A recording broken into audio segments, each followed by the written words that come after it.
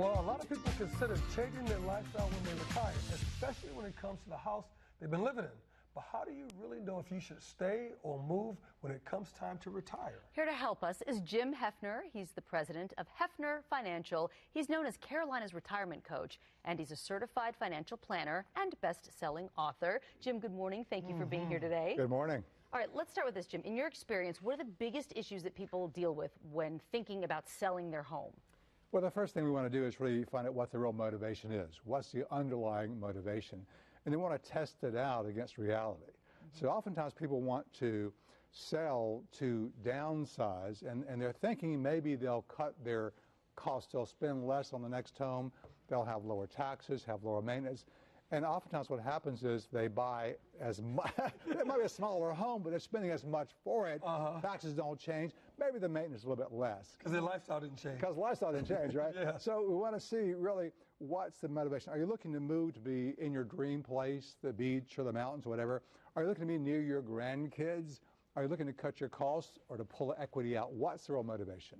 Okay, well, here's the biggest decision. So when you do sell your home, do you buy or do you rent a home? What do you do at this time in retirement? Yeah, a great question, and there's no easy answer to that. But remember, you're always buying.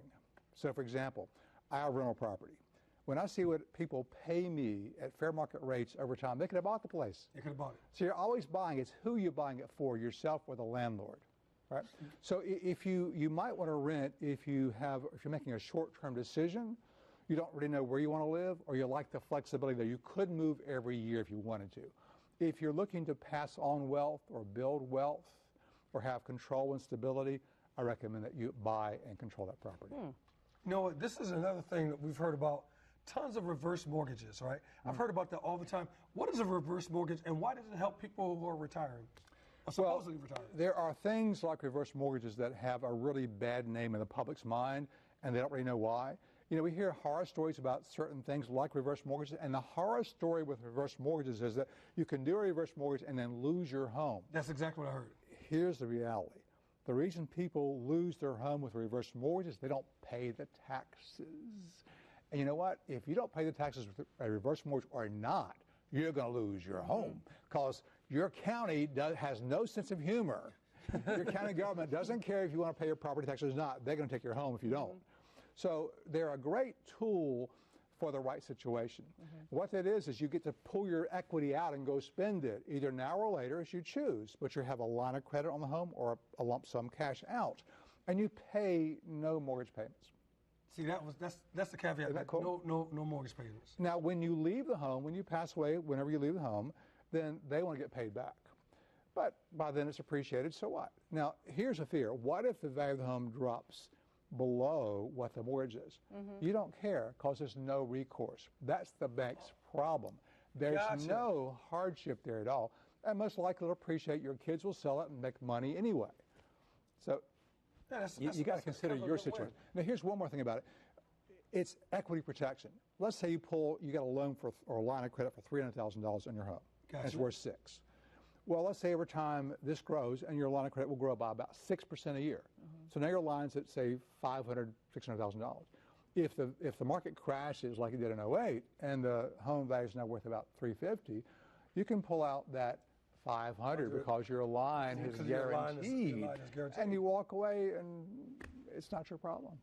It's not your problem, yeah. Okay, Jim, destination is key, we know. So how would you say that North Carolina stacks up to other retirement destinations like Florida, for example? You know, a lot of us love the idea of Florida and the warmth and the islands, but the reality is something different.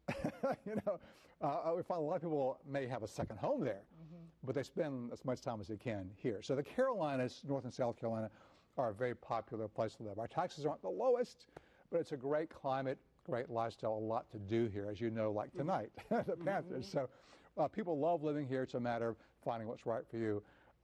But if you can, you might want to have that permanent residence by tax standard in Florida and spend your time here. And do you take into account just the cost of how much it costs to buy a home versus in Florida than it does here in North Carolina?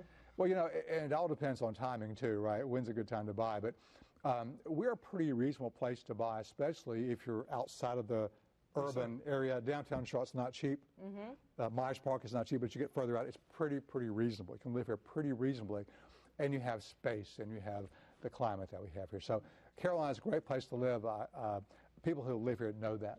Absolutely. People who go to Florida often come back because it's not quite what they thought it was going to be. Indeed. Yeah. Jim, thank you so much. If you would like to learn more about taking control of your retirement, call Jim Heafner. The first 5 qualified callers will receive a free copy of Jim's book, Retire Abundantly, and will receive a complimentary, no-obligation consultation. The number is 704-552-1230. You must have a minimum of $500,000 in investable assets to qualify.